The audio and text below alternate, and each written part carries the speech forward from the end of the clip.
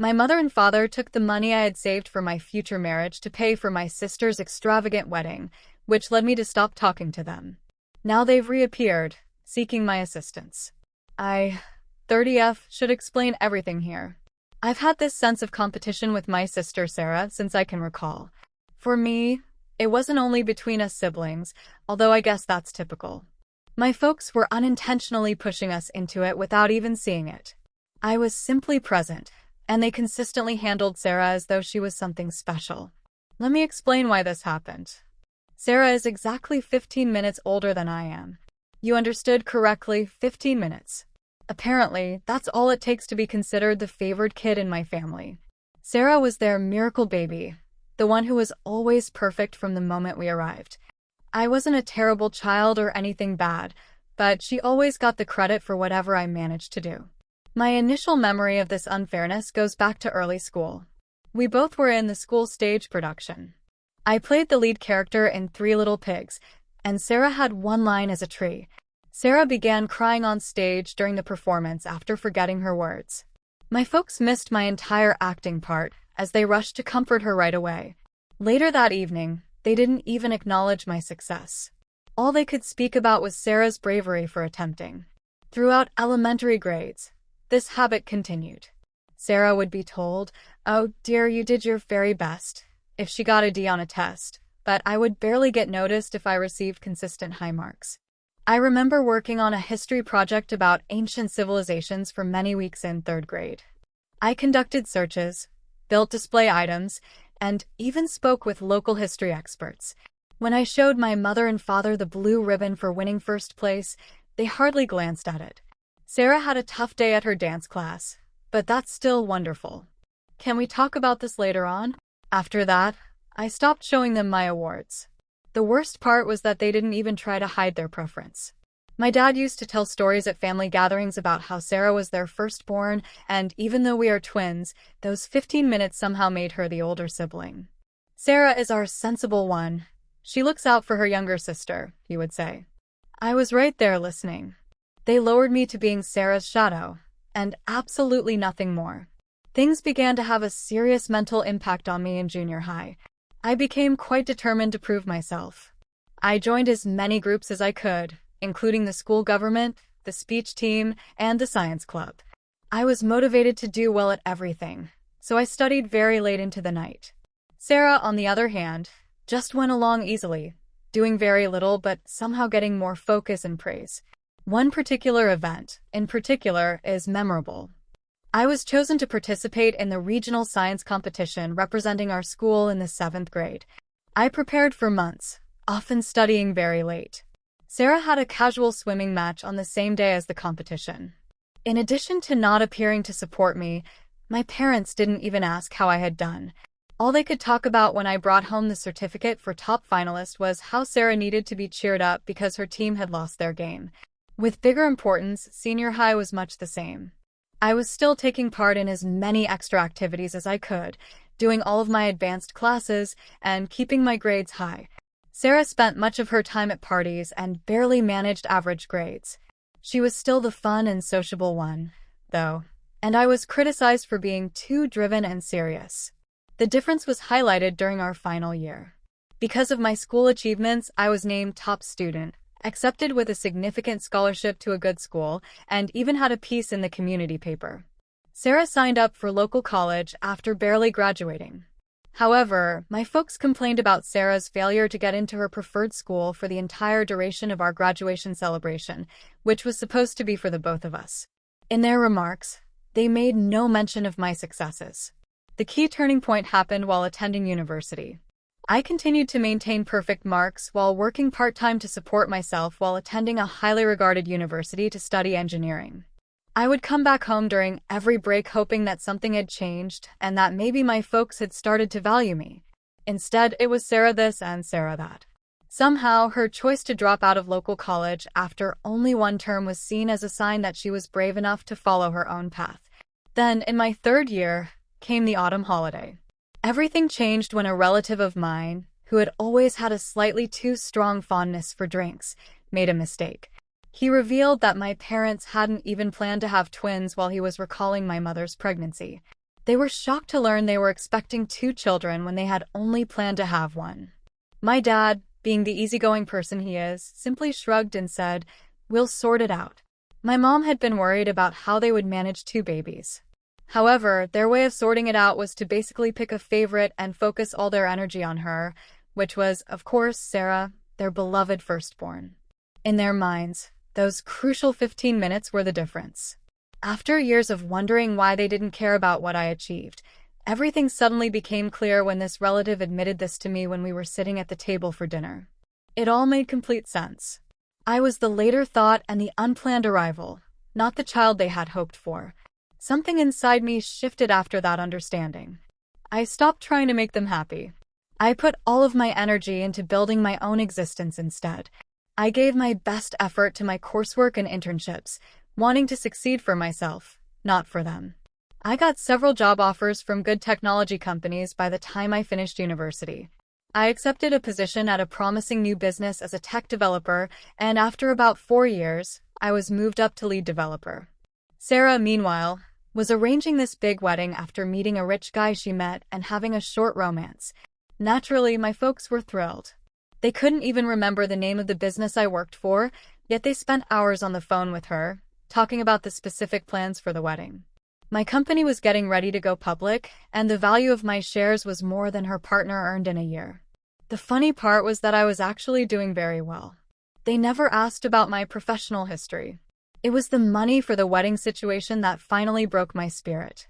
The only one who had ever treated us fairly was our elder relative.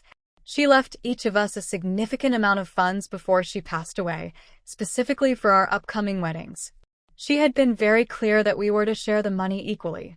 She informed me privately that she was aware of how my parents treated me and that this was her method of making sure I would have something that belonged only to me. Of course, though, my folks were unable to respect her final wishes. Sarah desired this excessively expensive wedding, complete with a well-known photographer, an expensive dress, and multiple places. They decided to take from my portion of the money rather than encouraging her to spend less or asking her wealthy partner to contribute more. They didn't even mention it to me. They didn't ask. It wasn't until several months later that my intoxicated relative, yes, the same one, spoke about it at another family gathering. They replied angrily when I questioned them about it. "Oh, dear," my mother commented dismissively, waving her hand. "We were going to let you know eventually. When we can, we'll give it back to you." Even worse was my father's response. "Well, Sarah needed it more. She's the traditional one getting married, and since you're so busy with your job, it's doubtful that you'll even want a fancy wedding." I felt nothing as I stood in their kitchen, looking at these people who were supposed to be my parents. This deep emptiness, without any sadness or anger. They were unable to even grasp how wrong what they had done was. They believed that since it was for Sarah, it was totally acceptable to take my money without my permission. Sarah had always been the main focus. I went back to my apartment that evening and thought deeply about my life. I came to see that Sarah had overshadowed or completely ignored every major turning point, success, and moment I was proud of. My finishing senior high. They were too focused on comforting Sarah about her grades. Because of Sarah's difficulties at local college, my university scholarship was barely acknowledged. Sarah was getting ready for her wedding, so she disregarded my first promotion. I did something I should have done years back. When I opened my laptop, I sent them an email saying, "I know about the money for the wedding. I know that, without asking me, you used my inheritance to pay for Sarah's wedding. The way you've treated me my whole life is more important than the funds. You never bothered to hide the truth that I was never the daughter you wanted. I'm finished trying to earn your affection and approval. I'm over being the kid you didn't wish for. Do not reach out to me again unless it is to return my funds, please." I felt a huge weight disappear from my shoulders as I pressed send, blocked their numbers, and removed them from all online platforms. I didn't have to worry about trying to meet Sarah's standards or getting approval that I would never receive. For the first time in my life, it has been a significant period. I gave my work and personal development my full attention.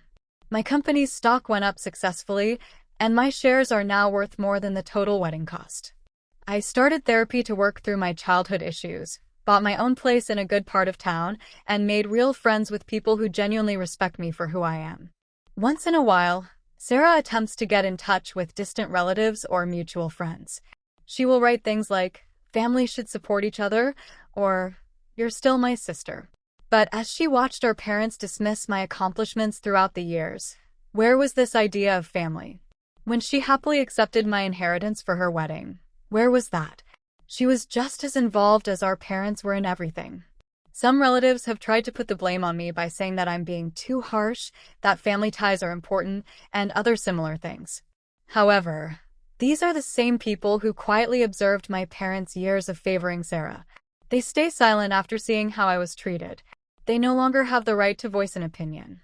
It's interesting because cutting them off has made me realize who my real family is. My therapist, who is helping me understand that none of this was my fault. My colleagues, who celebrate my successes. And my university best friend, who helped me move into my new home. The ones that truly care about me are these individuals. I have been offered a role as project manager at the business I work for, which recently opened a new site in another area. I'm making a choice for the first time in my life without considering how it will compare to Sarah or what my folks will say, and it's a fantastic chance. It feels wonderful to be living my life for me. Am I the bad person for completely cutting them off, Reddit? I often wonder if I'm being too dramatic, but every time I think about the possibility of getting back in touch with them, I think back on all the years I spent feeling not good enough, and I know I made the correct choice. It's going to get even more complicated now, though, and I need your honest ideas on what I should do next. A little while back, everything shifted dramatically. My phone started ringing with several calls from my relative when I was in the middle of a team meeting. My first thought was to ignore it because family calls often mean trouble, but I decided to answer it because there was something unusual about receiving many calls so quickly. He began shaking slightly. "Hey, it's Uncle Mark." I knew immediately that something was wrong.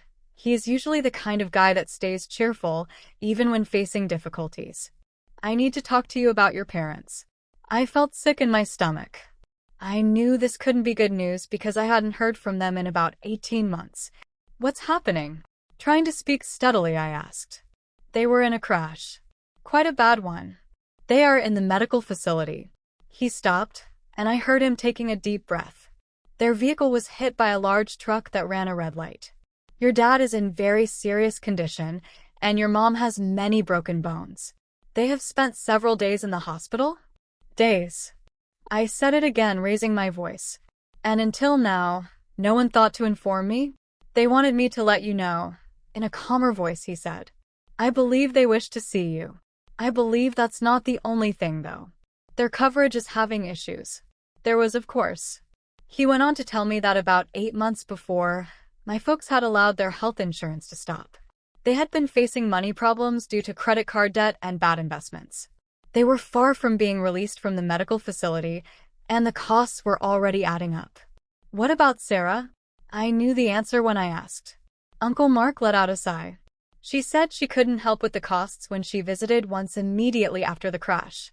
She didn't want to ask her husband for money so soon after their trip, for some reason. She is busy with her stepchildren, her new family." That made me laugh slightly. Sarah is typical, always finding an excuse. Sarah was too proud to ask her wealthy husband for help with our parents' healthcare expenses, even though she had no problem accepting my funds for her wedding.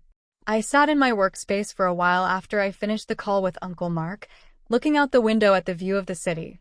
I didn't miss the irony. Now that my shares had become valuable, and I had more than enough funds saved to cover their medical costs, I was truly in a position to assist them. Did I want to, though? I was unable to focus on anything else for the next few days. I jumped every time my phone vibrated, expecting a call regarding their condition. I couldn't stop picturing them in hospital beds, likely wondering if I would ever show up. Since they were my parents, I felt bad for even considering not helping. Yet, I kept thinking about all those years of being treated special and left out, the inheritance money that disappeared, and how they only seemed to reach out now because something was needed from me. Honestly, this whole thing felt less about reconnecting or setting things right and more about getting cash. Just 4 days after my Uncle Arthur's call, my sister Sarah sent me a message. "Heard you're doing really well at work. Mom and Dad are in a really tough spot. This is your moment to do the right thing." My moment to do the right thing? Where was this sense of what was right when she was using my funds to pay for her wedding celebration? Where was she all the times she saw our parents ignore my achievements? My mother and father finally called themselves after battling it out in my head for about a week. Even though my mother's voice sounded weak, clearly affected by medicine, her old ways of trying to manipulate hadn't changed. As if the silence of the last couple of years hadn't happened, she started off, "Sweetheart, we're facing a very difficult situation here. The doctor thinks the costs could reach $250,000, and that doesn't even cover getting back on their feet." Then came the familiar line, "We know we didn't always get it right as parents, but..."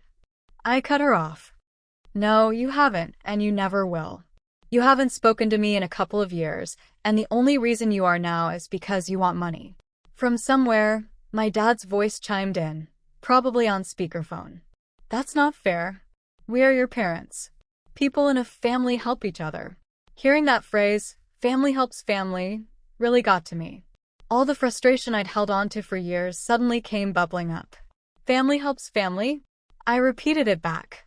"Where was that feeling when you spent my inheritance on Sarah's wedding? Where were you when I finished university? Where were you the whole time you overlooked every important event in my life because you were too focused on showing how much you adored Sarah?" There was a short, quiet pause. Then my mother started crying. Those usual fake tears I'd heard so many times when she wanted me to feel guilty. "How can you be so mean? We are in the hospital. Your dad might need surgery. Are you honestly going to abandon us now?" I took a deep breath before saying the words I had wanted to say for ages. "Yes, actually, yes, I am. You emotionally walked out on me my whole life. You just saw me as Sarah's follower and your backup plan. Now that Sarah won't step up, you come to me. No, I won't be your last choice anymore." "But we are related," my father said, his voice sounding a bit lost. "No," I broke in firmly. "We are not. Since you decided that Sarah was the only child worthy of your love, we haven't been family. I am done with this. Never contact me again." After hanging up, I blocked their numbers again. Then I sent Sarah one final text message that just said, "They're your parents too. You handle it." The period right after felt incredibly hard. I would get these moments where I'd question if I had done the right thing. Was I being too harsh? Even with everything, should I still offer assistance? But each time those doubts popped into my head, I was reminded of how they had treated me growing up and how they had only ever gotten in touch when they needed something. Yesterday, my Uncle Arthur called again. He tried to make me feel bad by saying my parents needed physical therapy and an operation, as their health was getting worse. He mentioned they might lose everything and were considering taking out another loan on their house. The point is, their money troubles aren't my fault. They made their choices. They chose to put Sarah first. They chose to waste the savings I had. They chose to let their health coverage run out. Now they are facing the results of their choices. Some folks might call me cold-hearted. Maybe I am. But I spent my whole life trying to be good enough and get their affection, and I've reached my limit. I am no longer the emergency option when Sarah won't help. I am done being the one expected to fix everything. For the very first time, I am putting myself first. Even though I know this might make me look uncaring, my own peace of mind is more important to me than their attempts to make me feel guilty. Having my finances sorted is more important than their poor planning.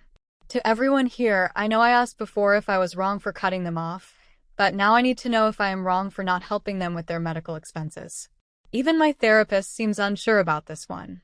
While I do feel a pang of sadness about it, I also believe this is just another instance of them only wanting me around when they need something, and trust me, this story doesn't finish here. Things are probably going to get a lot more complicated. My life took another big turn 4 days ago. I was having a peaceful evening at home after a particularly busy day at work, where we had just finished getting ready for our new office opening. My doorbell rang just after 8 in the evening when I was reviewing some project papers, enjoying a bit of expensive red wine, a small pleasure I now allow myself, with some calming music playing softly. I hadn't ordered anything, and most of my friends usually text before stopping by, so I wasn't expecting anyone. I stopped moving, peering through the peephole. There stood Sarah, looking just like the well-off showpiece wife she had become, wearing a stylish outfit with perfect makeup and holding an $18,000 fancy handbag. I noticed the twist. That bag by itself could have paid for a significant portion of our parents' healthcare costs. For a moment, I thought about pretending I wasn't home, but in the past few weeks, something in me had shifted. I was no longer the person who felt awkward around Sarah. She had intimidated me for too long, and I had let her have her way. Not anymore. I opened the door with a calm, collected, slightly distant manner, like someone in a business meeting.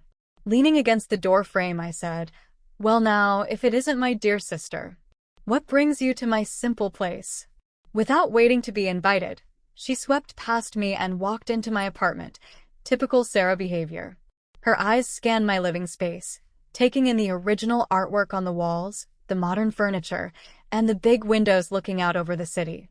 I could almost see her listing everything in her head, probably comparing it to her house in the suburbs. "Nice place," she said, but in a tone that meant the exact opposite. "Very quaint." She used the word quaint with that specific tone wealthy people use for things they consider beneath them. "Stop wasting time, Sarah. Why are you here?" She turned back to me, adjusting her scarf, an anxious habit from when she was a kid. "Mom and Dad are getting worse. Mom's physical therapy isn't covered by their payment plan, and Dad needs emergency surgery for internal bleeding they didn't spot at first. The hospital is threatening to stop treatment unless they can show they can pay. They're talking about selling their home." I saw her fingers turn white as she clutched her expensive handbag tighter. Sarah being Sarah. She was clearly getting ready for something. "And that's my issue because—" I lifted an eyebrow, deliberately copying her patronizing voice from when we were younger. "Because you can help them," she said, her perfect look starting to crack. "I know your company went public. I checked the share prices. I did my homework. You've got the money." That made me laugh. The sound, maybe a little harsher than I meant it to be, bounced off the walls of my apartment. "Oh, you've been watching me? How interesting. Did you do this much research before you used my inheritance money for your wedding? Or before you yourself refused to help them with all this? Where is your rich husband?" Sarah's face turned red, another familiar sight from when I was young.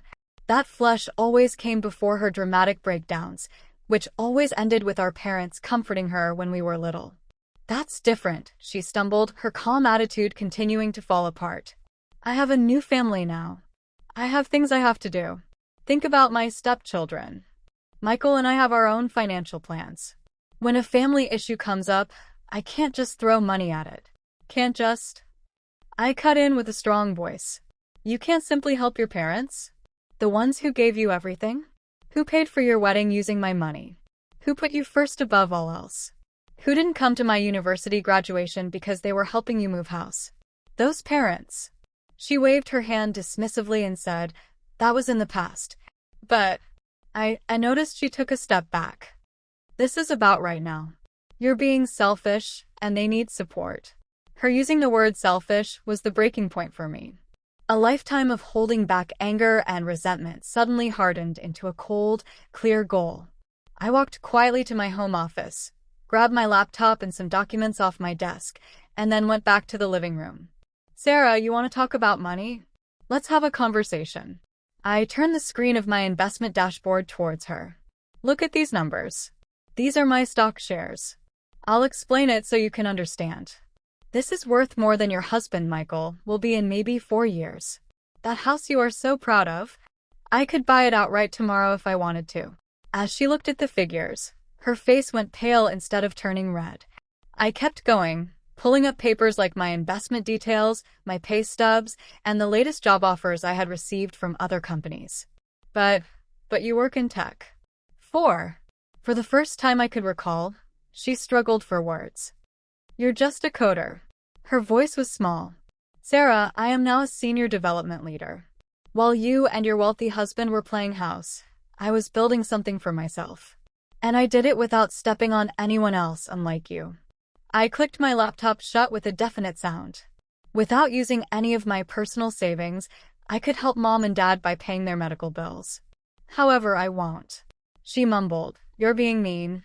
But I could see that she understood her younger sister had beaten her. "No. It is mean to stand by and do nothing while your sister has been overlooked her whole life without speaking up. Stealing her inheritance is cruel. Only showing up at her door when you need something is cruel." I walked over to the door and pulled it open wide. "Are we finished here? Don't come back." Clutching her expensive handbag like a shield, she remained standing there. She made one last try, saying, "You'll be sorry about this when they lose everything," but her voice lacked the usual confidence. "My only regret is that I didn't cut all of you off sooner, Sarah. Goodbye." I poured myself another glass of wine after she left, a $250 bottle I had been saving. It felt like a special occasion, and this one certainly did. And then I stepped out onto my balcony. Below me, the city lights looked like a map of freedom and chances. For the first time ever, I felt completely free. No more living under Sarah's shadow, no more feeling guilty, no more seeking approval. My phone was flooded with messages the next morning. Apparently, Sarah had spent the night calling everyone in the family she could reach to tell them how I had changed, how having money had made me uncaring and cold, and how I was abandoning the family when they needed me most. Uncle Arthur sent me a very long note about how actions come back to you and what family members are supposed to do for each other. In return, I shared a complete folder with the family group chat. It had scanned papers of my inheritance details, bank records showing how my money was used for Sarah's wedding, text messages from Sarah saying she wouldn't help with the medical bills despite her rich lifestyle, and a summary of how much I am currently worth that showed exactly how much I could pitch in if I felt like it. After that, the family chat went completely quiet. Only our cousin Lisa replied, saying, "Wow, you really did it, didn't you? You actually made it on your own." I spent the following few days working on my future plans in a different part of the country. I took the promotion, which came with a larger amount of company shares and a significant pay raise. The person selling my apartment thinks it will sell for much more than I am asking in this area, so I put it up for sale. I have already started looking for a place to live in my new city, this time maybe a top-floor apartment. Sarah sent me one final message last night that said, "Mom is crying every single night because of you." I responded with, "She had years to cry about the way she treated me," and attached a picture of my inheritance document in my reply. Her tears don't have power over me anymore. After that, I blocked her number and every other contact I had for family members. It felt like shutting the final page of a book I should have finished ages ago. You folks here have been amazing through this whole thing. Your support made it clear to me that I wasn't alone in how I felt and that it is okay to put yourself before family members who cause you harm.